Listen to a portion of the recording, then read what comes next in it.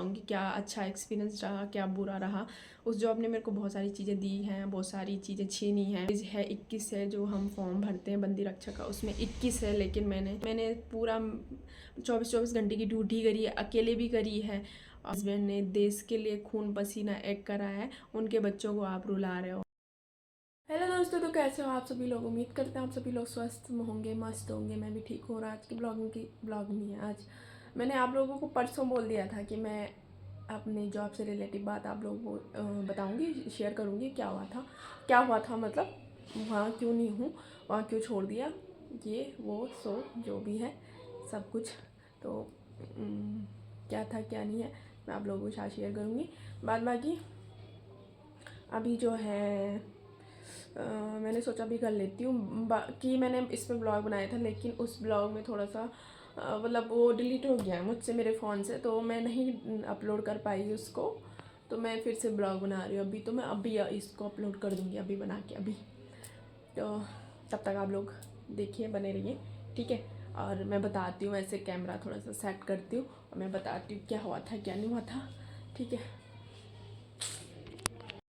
तो दोस्तों चलो आप लोगों के साथ जॉब के बारे में शेयर करते हैं बातें, थोड़ा बहुत बता भी दूंगी क्या हुआ था क्या नहीं हुआ था, स्टार्टिंग कब से करी थी और एंड कब तक हुआ था। सबसे पहले तो दोस्तों मैं आप लोगों को बता दूं, मैं वहाँ पे ज्वाइन करा था जुलाई 2021 में, और 4-5 साल उस टाइम पे मैं 12th के बाद फर्स्ट ईयर में कॉलेज में गई थी। और मेरा वहाँ पे उपनल से हो गया था, उपनल एक आउटसोर्स से। उपनल के बारे में आज कल आप लोग बहुत सुन रहे होंगे न्यूज़ में।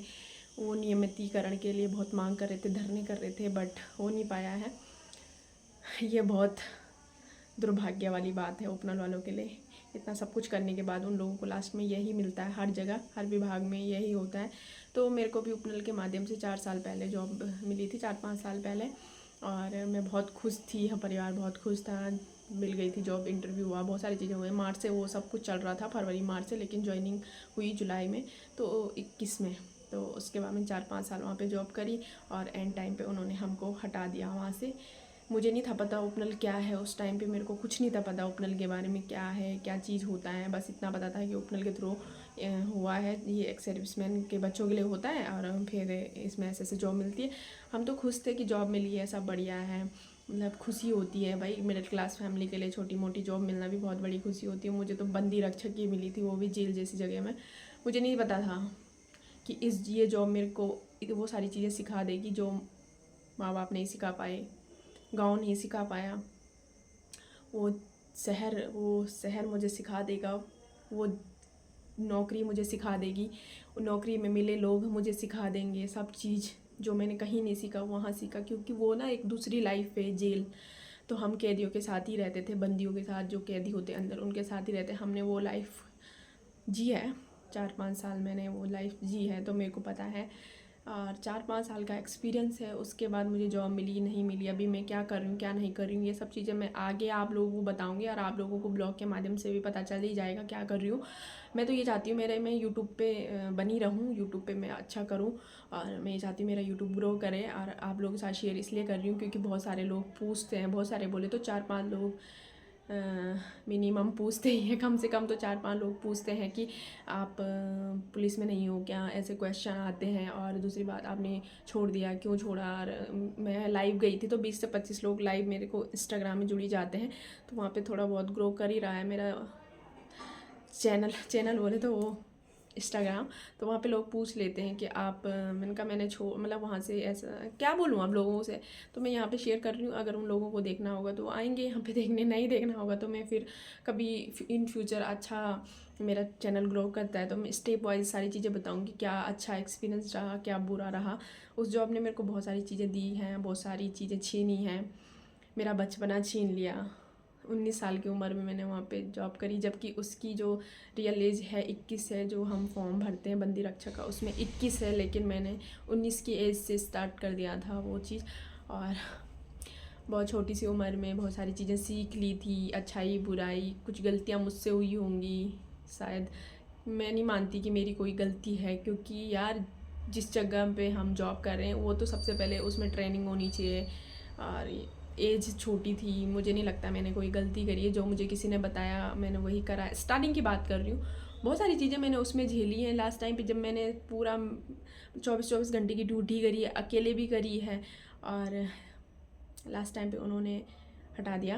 बाद बाकी उनकी गलती नहीं है, सरकार ही ऐसी है उत्तराखंड की, क्या बोलूँ।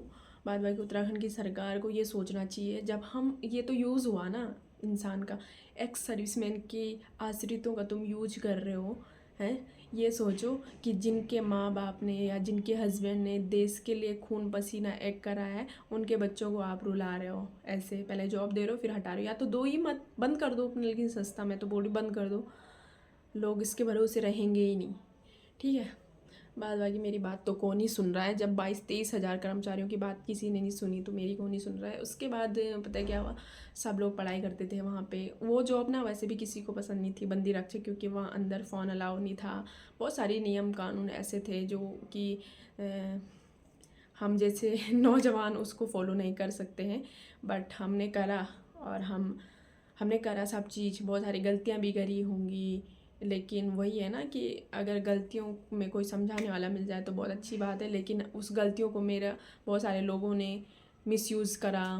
कोई नहीं, वो उनके कर्म हैं, वो हमने तो अच्छा करा है। बाद बाकी मैं बताऊंगी, आप लोगों के साथ शेयर करूंगी मैं आगे जर्नी क्या क्या हुआ था मेरे साथ।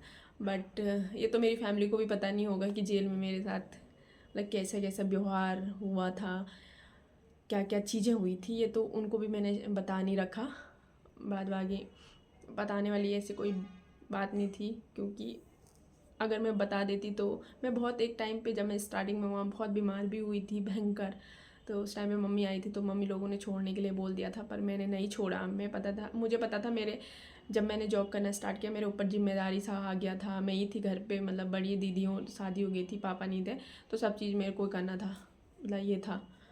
बट क्या हुआ, लास्ट टाइम पे उन्होंने हटा दिया। मैंने अपनी पढ़ाई तक छोड़ दी। 4 साल अगर मैं वहाँ नहीं देती, क्या पता मैं कुछ अच्छा करती अपनी लाइफ में। नहीं, उन लोगों ने 4 साल वहाँ पे जॉब कराई, बाद में हटा दिया। बट ये है कि जो भी होता है अच्छे के लिए होता है। वहाँ पे मैं वैसा भी नहीं करना चाहती थी, और क्या पता भगवान ने कुछ सोचा होगा। मैं तो यही सोच के आगे बढ़ती हूँ कि भगवान ने कुछ अच्छा सोचा होगा, या फिर कुछ और अच्छा होगा लाइफ में, ये मैं सोचती हूँ, शायद होगा। बाद बाकी दोस्तों, आप लोगों के साथ शेयर करना था कि वहाँ पे नहीं हूँ, क्यों नहीं हूँ। तो ये उपनल ऐसा ही है, इसीलिए लोग नियमितीकरण चाह रहे हैं, इसलिए कि इनका यूज़ ना हो बस। किसी को तो 20-20 साल, 25-25 साल हो गए जॉब करते हुए, विभागों में सेवा देते हुए, और उत्तराखंड की सरकार अपने परमानेंट सिपाही आने पर उन पर धक्के मार देती है। ये सही नहीं है, वो भी इंसान ही है। या तो फिर आउटसोर्स बंद कर दो, उपनल की संस्था को बंद कर दो। नहीं चाहिए एक सर्विसमैन को तुम्हारी कोई भी सेवा, ऐसी सेवा जिनके बच्चे रो रहे हैं, जिनके बच्चे भटक रहे हैं, ऐसे नहीं चाहिए भाई। हमें ना यही है कि भगवान को बुरा नहीं लगना चाहिए चीज़ें। बाद बाकी इंसान के लिए तो खिलौना हो रखा हर दूसरा इंसान, जो अपने आप को कुछ ज़्यादा ही समझते हैं। बाद बाकी ये है कि हम, कोई लोग ये बोलेंगे उससे अच्छा पढ़ाई कर लो, अब भी टाइम है, ये है। सबसे पहले फाइनेंशियल कंडीशन इतनी स्ट्रॉन्ग नहीं है कि हम ना सबसे पहले बात, पढ़ाई के लिए एक हमें हमारे गांव से शहर की ओर बहुत सारे बच्चे आ रखे पढ़ने के लिए। हमारे टिहरी में तो फिर भी बहुत कम लोग ऐसा करते हैं, क्योंकि इतना अच्छा फाइनेंशियल कोई भी स्टेबल नहीं है, स्ट्रॉन्ग नहीं है, तो इसलिए लोग सीधा जॉब पे ही चले जाते हैं, प्राइवेट जॉब करने लग जाते हैं। बट बहुत सारे लोग करते हैं, बहुत सारे लोग मैंने देखे देहरादून सिटी में बाहर बाहर से पढ़ने के लिए आते हैं, लेकिन देहरादून में जाओगे तो 6-7 हज़ार का सिंगल रूम मिल रहा है आप लोगों को, कोचिंग की फ़ीस, ये वो सो सब। कई लोग टोन मारते हैं कि पढ़ने वाले के लिए तो कहीं पे भी पढ़ सकता है, लेकिन यही चीज़ होती है ना कि पढ़ने वाला कैसे पढ़ेगा जब उसको पता ही नहीं होगा पढ़ना क्या है। क्यों कोचिंग बना रखी, क्यों शहर में आते हैं लोग, इसीलिए तो आते हैं कि गाइडलाइन हो जाए एक, कि हाँ यार ऐसा पढ़ना है, ये करना है, वो करना है। तो हमारे पास ऐसा फाइनेंशियल इतना है नहीं, और कि हम बाहर रह के पढ़ाई कर सकें और अपने लिए एक सिक्योर जॉब हासिल कर सकें, इतना हमारे पास नहीं है, और इतना कोई बैकअप में है भी नहीं। जैसा कि आप लोगों को पता ही है कि ऐसा कोई हमारे पास नहीं है सपोर्टर, और बस यही है। और भले मेरी बहन भी पढ़ाई कर रही है देहरादून में, लेकिन उसको, वो भी क्या स्ट्रगल कर रही है अपनी लाइफ वही जानती है, पढ़ाई में स्ट्रगल ही है। बाद बाकी वो जहाँ पे रहती है वो वहाँ बहुत अच्छा है, बट वही है कि पढ़ाई तो पढ़ाई होती है यार, उसके लिए तो स्ट्रगल करना ही पड़ता है। पढ़ाई के किसी भी प्लेटफॉर्म पे आप मेहनत करो, वो आपको एक दिन सक्सेस ज़रूर देगा, चाहे वो पढ़ाई हो चाहे वो कुछ भी हो। लेकिन सबसे पहले वह पढ़ाई के लिए हमें शहर में आना पड़ेगा, पैसा खर्च करना पड़ेगा, एक सपोर्टर चाहिए, वो चीज़ हमारे पास नहीं है, इसलिए मैं नहीं कर सकती हूँ वो भी। और इतना समय भी नहीं है अभी, क्योंकि उम्र भी हो चुकी है, जैसा कि आप लोगों को पता ही है कि शादी करना बहुत ज़रूरी है एक सही उम्र में। बाद बाकी अब खुद की भी, और भाई बहन भी हैं, पीछे से भाई हैं, सब मम्मी है, तो सब चीज़ देखना पड़ेगा। इसलिए यार मैंने सोचा नहीं, छोड़ो, जो चल रहा है चलने दो, अच्छा चल रहा है जो भी है। बाद बाकी उस जॉब ने मेरे को धोखा दिया है लास्ट टाइम पे ऐसे करके। बाद बाकी मैं तो यही बोलती हूँ कि प्लीज़ ऐसे मत कीजिए, क्योंकि एक्स सर्विसमैन जो हैं उन्होंने देश के लिए बहुत त्याग करा है। उनके बच्चों को रुलाओगे तो भगवान आपको कहीं का नहीं छोड़ेगा। ऊपर से वो लोग जो जिंदा है वो तो साक्षात देख रहे होंगे, लेकिन जो बेचारे नहीं हैं, लेकिन उनके बच्चे बीवियों को आप ऐसे करोगे तो वो अच्छा नहीं होगा। बाद बाकी मेरी बात को मतलब आप लोग सुन रहे हैं, जितने भी 50 से 60 से 70 लोग सुन रहे होंगे, आप लोग पता होगा, बट जिन लोगों को ये सुनना चाहिए वो तो पता नहीं।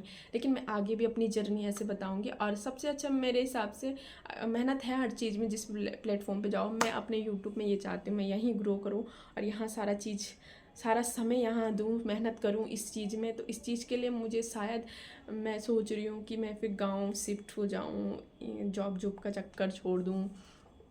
अभी बहुत सारी चीज़ें चल रही हैं, वो हो जाएं तो मैं ये करूँगी, फिर गाँव शिफ्ट होकर अपना ब्लॉगिंग पे ज़्यादा ध्यान दूँगी। मैं चाहती हूँ यहाँ पे मैं ज़्यादा ग्रो करूँ, क्योंकि एक मिडिल क्लास फैमिली के लिए यही एक प्लेटफॉर्म है जहाँ पे उसको सिर्फ दिमाग लगाना है, कंटेंट बनाना है और एडिटिंग सीखनी है, बस ये चीज़ चाहिए। बाद बाकी खर्चा नहीं है, मतलब यूट्यूब पे फालतू को मेहनत है बस। मतलब आप लोग ये नहीं कि शहर में आके बैठोगे तब यूट्यूब चलेगा, ये नहीं है।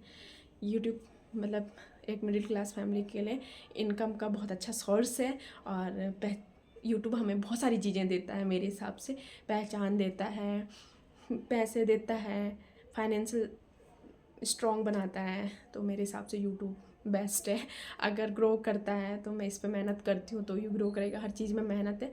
तो दोस्तों यही है मेरी जर्नी छोटी सी, मैं वहाँ पे क्यों नहीं हूँ, क्या हुआ था, सब मैंने आप लोगों के साथ शेयर कर दिया है। बाद बाकी मेरे साथ ही नहीं हम तो मतलब मेरे साथ ही ऐसा नहीं हुआ है, उपनल से बहुत सारे लोगों के साथ ऐसा होता है। बाद बाकी यही है। तो दोस्तों यही है जर्नी। बाद बाकी बहुत सारे लोगों को डाउट क्लियर हो गया होगा, मैं इंस्टाग्राम में भी लिंक डाल दूँगी, वहाँ से भी लोग देख लेंगे अगर देखना होगा, इंटरेस्टेड होंगे तो। बस यही है। Thank you so much, bye bye, like share and subscribe.